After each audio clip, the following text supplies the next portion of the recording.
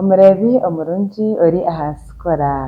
tungirwe live nitukwakira kandi nitukukunda yebare kubayo kandi tukukutwaraganiise kwetooroora ihanga na munonga tukuhika aha bahingi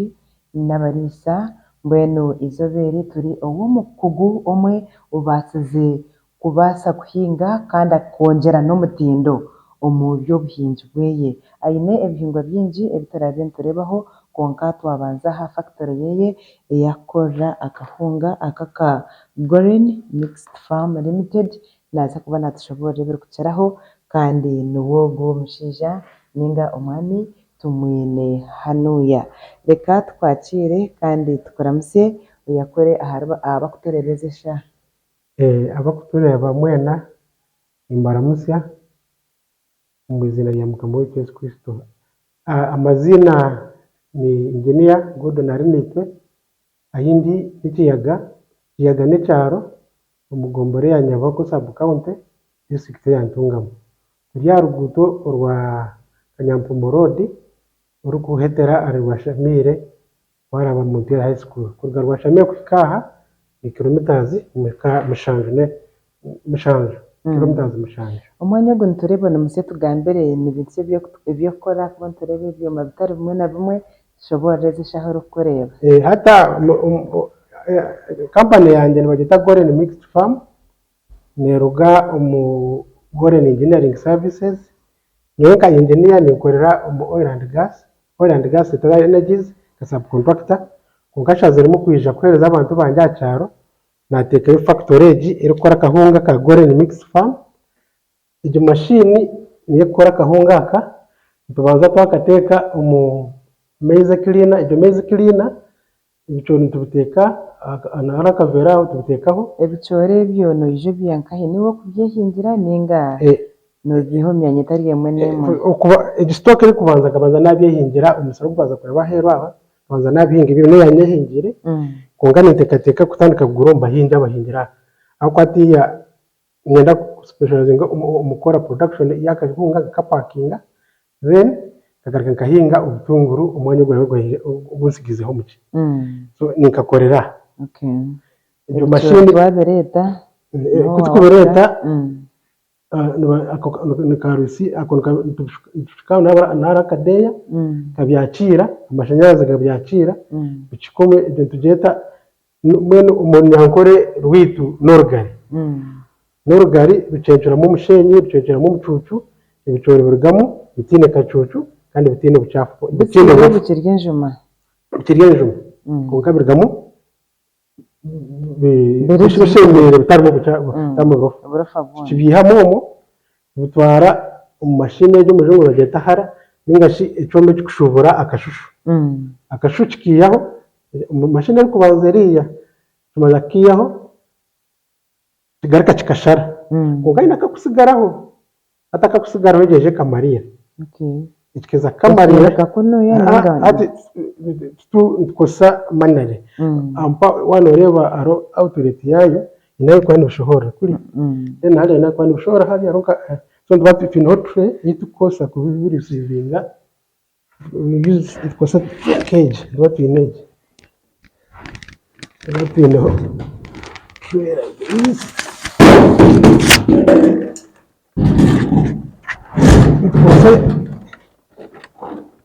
nitukozesa abandi omunyankore nibabaasa kurweta orugari eki ekyoma ekyo ahabw'okuba nibugwa birugamu kibishubwire kandi buri obuntu bukye munonga. Twaza kubiiha oku tubireeta omu kyoma eki ekirabise okushembayo so haine ahi tukubishuka aho nibanza kuriya then kitandika kubisa omwo nibabaasa kumaramu kuruga wabiteekamu nibabaasa kumaramu edakiika kuruga ahari 30 kukashaaha kyaheza kumanya ngu esaano yarugamu eboniire neeraba kuriya hariyo nk'obutimba ningashi akajegyena esaano erugayo tugyakirira so akooma aka nitukeeta omu rujungu ni magnetic separator ningashi n'akooma akakukwata obwoma bwona obwakubaasa kuba bwasigara omu saano ahabw'okuba nooreeba ebi ebyoma ebi ebikusa n'ebyoma so nabasa kubaho kakoma kasigara umusana konka yateka karaba so esana tugiyayo itarimo koma kona kwenda ngo abantu bitu bari ibyo kurya ibitarimo urwire ubona kwasa kwa leta kansa embwe n'ibyamutinda ekiteekateeka eki ky'okureeta factory omu kyanga eki okija wakihangahe ati omukukora kwanje nubu nashomera amashanyarazi nkatanye mpora ngenda mpereza abantu bitu bakyaro so ukurete ekyoma eki ekyokubanza ndakwenda kutungura ekyanga kitu ekya kabiri kwenda ngu abantu bitu ab'omu kyaro bafune omurimo habwokuba obundi kanya ninkitwara mbarara ngurayo itaka ninga nkitwara buri isaha nkukorera konka nyenzire ngu omuntu wa kyaro abase kwija akorere project yanje egi kandi ararowe ndende n'omusha wagye tiyataasema wija itaka rikaba riri ryawe ninga okagura buguzi itaka eri nkarugura witu narugura oku konka itaka eri tikari tari ya muzeyi so nkaguraho ekazi 5 ekizi 5 n'ecweka nizo ndiyo ninkoreraho 5 n'ecweka ekyoma kiri nka baranga plot ya baranga nk'ebitondo bya kashoti kyakana eka ahasigara naho kuhinga omuntu nabasa kwebuuza sente ezo zoona okaziihahe kugira ngu ogure oteekeho ekyoma nk'eki kandi watwire nakora nareeba tizikukanya namara emyaka 23 ninkora amashanyarazi nabagira nti ndi engineer mutendeke ndashoma amashanyarazi kuruga a diploma paka bachelors nakukamuka engineer kuruga emyaka 23 mushanju nkaba ndi supervisor wa oil and gas kandi n'emyaka endijo mushanju na coordinating activities ezo koma 2012 obwire bwona kandi nkora then kuruga 2022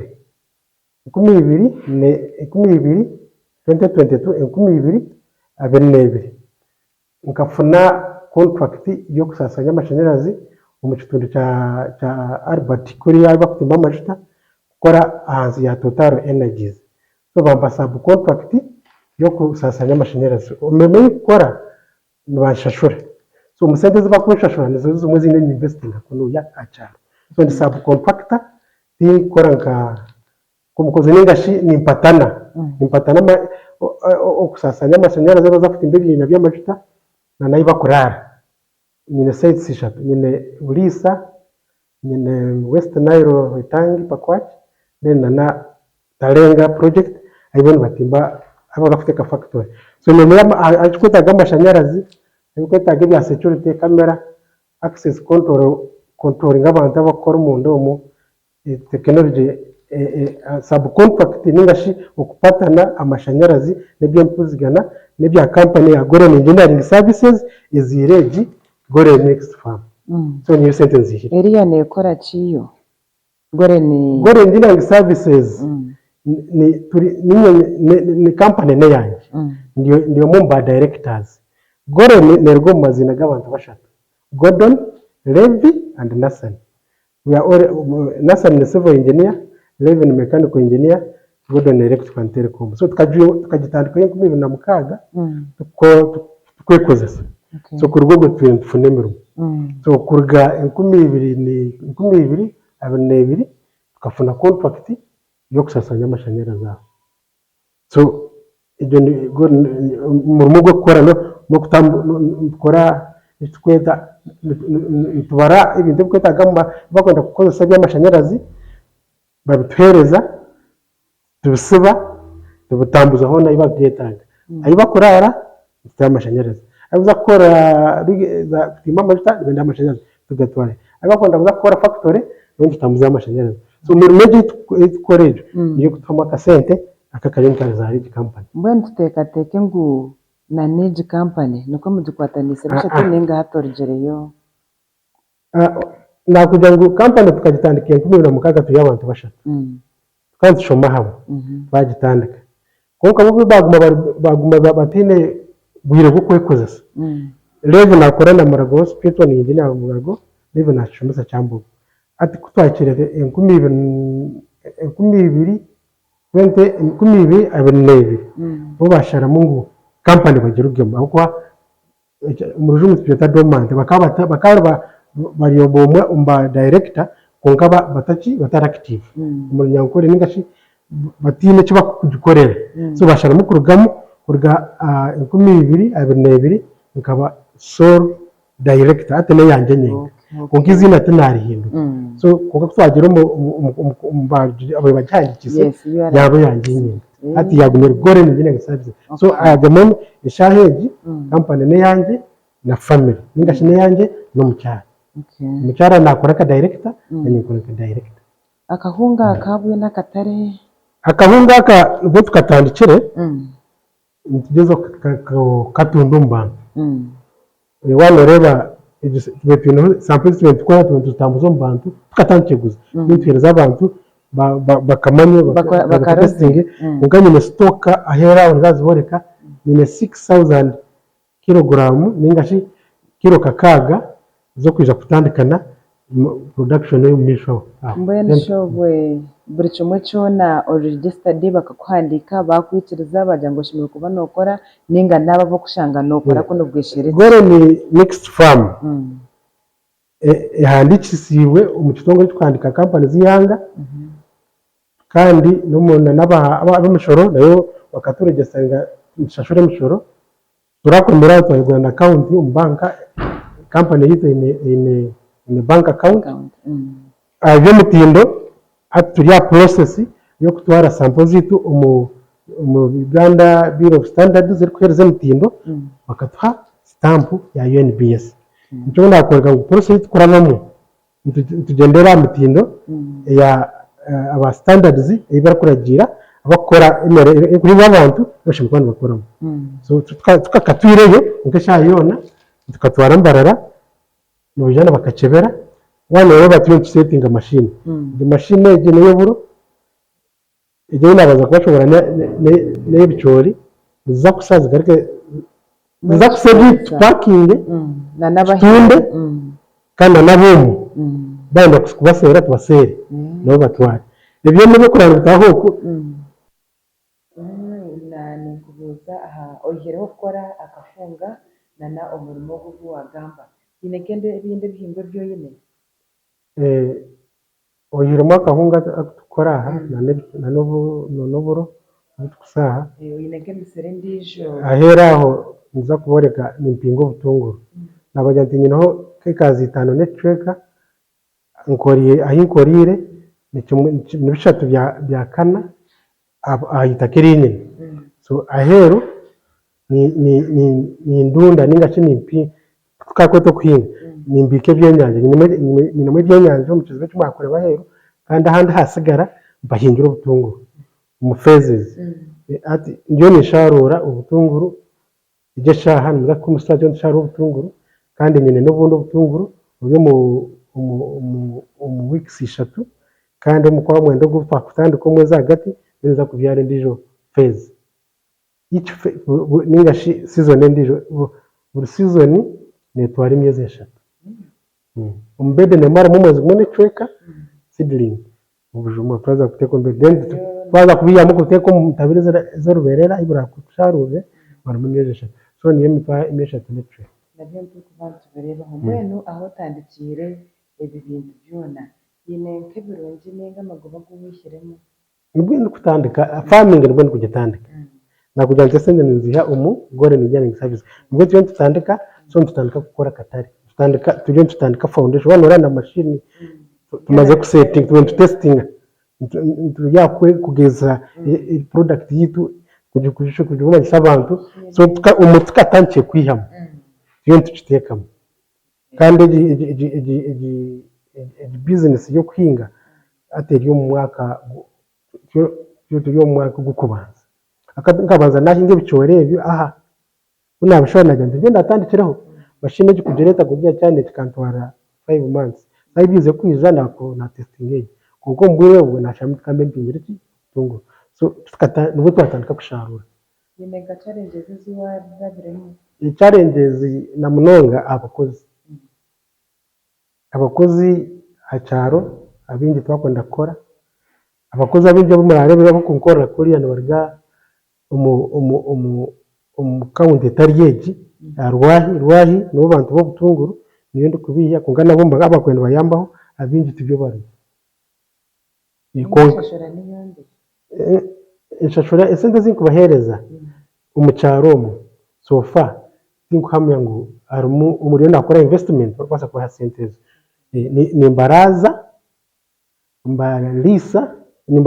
mbaliisa kyamushana kyakiro ngaruka buri mwana orikuba ariire aha akozire omutwaro gumwe n'enkumbi ezo nizo sente rero tikushashura aha nanakuri omu kampani kuriya yitu tukora kuriya ezo nizo rero sofa ezitwine ningira ekyamaani n'okugira ngu twongere kukozesa emikono yitu ahabw'okuba n'okuba oine akataka kakye kindeebire tokwetaaga kuba oine eka ezo 5 n'ekicweka kuba oziine n'amataka omuwaana waakushora nooza kureba amataka garimu tihaine ekihingirweho nyowe konka mpingira ahagati nooreeba emisiri obutunguru nibureebeka gye amaizi ahansi omu kishaayi gariyo noogiihayo n'okuba otakubaasa amashanyarazi noobaasa kushakurura otakubaasa kuhinga nanga eka 2 noobaasa kutandika na kiro y'obutunguru y'embebo nitugura hafu akota negura 16,000 wagigura 16,000 ukagihinga tekakubura niba ukagyeta endunda emwe noobaasa kugishukyera manyara haza egyo ndunda emwe noobaasa kwihamu nka baaga emwe y'obutunguru ekikye eri aha 35,000 so nooreeba ngu season omu myezi 3 obundi entaasa yaawe neebaasa kweyongyeraho akasente waaba nookozesa emikono yaawe orikuhinga so abantu baitu nimbateekamu omuhimbo gwejubire omu by'okuhinga ahabw'okuba amataka gaitu gankore giine ekiriisa tinkagooko oku ahitukora nka kuriya omu Albert region buriisa gabo nimabi n'ag'omusheenyi tokateekayo nk'ebyo by'obutunguru bikazayo tibakuhinga butunguru bahinga ebicoori byonka na muhogo konka itaka ryaitu buri kimwe kyona eky'okuteeka mukyera. Ebigambo byawe byamuhera nibirakora kunzibwa live byamuheru tukutaho amaani tukakora tukaruga omu kuteera zaara tukaruga omu kuteera okwiba tukakozesa emikono yaitu tukebiisaho kuba nanye tukwe natandikire nti nakugira nti kunaamara senior 6 tindabaasa kuba engineer nkabanza naaraba omu institution nka technical nabanza na diploma y'okubanza naza ya kabiri nahika naza degree naba engineer so ahi ndabire okwo habe hatangwihe konka hati omu myaka 2 nakugira ngu inahindi andi ekitwire obwire change yangye ebiire ngumisiriza munonga omu kushoma kwangye nkabanza nkagumisiriza abaana baingi hatiiya yatagiire makerere nagira ngu ensi nagira ngu tiyashoma ninjuka 1997 kunaamaze senior 6 nasharamu naza mu kyalo gya technical konka now 22 years down the road ningashi emyaka 2 ehwire ndikukora omu by'amashanyarazi tinkwefuza ahabw'okuba family yange emaze kubaho nziire abaana nibashoma amashomo marungi ago nitakusipika nibaasa kushomeramu ebintu ebintwine nkora nyenda omunsi mbyihikizaho kuruga omu kukozesa emikono yange n'emirimo yange ei nashomire kandi kwiha nindiga nagamba abaana abaingi tibakwenda kuza omu bintu by'okwekozesa kuza omu by'emikono ni bingi hariho kuhinga hariho kukora amashanyarazi okandika okwombeka ebintu ebyo noogenda mpora konka waagumisiriza noohika aha ky'okwenda. Amaziina Engineer Gordon Arinaitwe ekyekyaro ninzaarwa aha konka emirimo yange nabaga ninkorera nka engineer omu Total Energies buriisa konka omu bwire bwangye bw'ekihumuro nimba ndi aha omu bimwe ebintu kuteekaho sente zinkukora kuriya konka nyineho manager wangye orikuba ariho nantariho niwe face.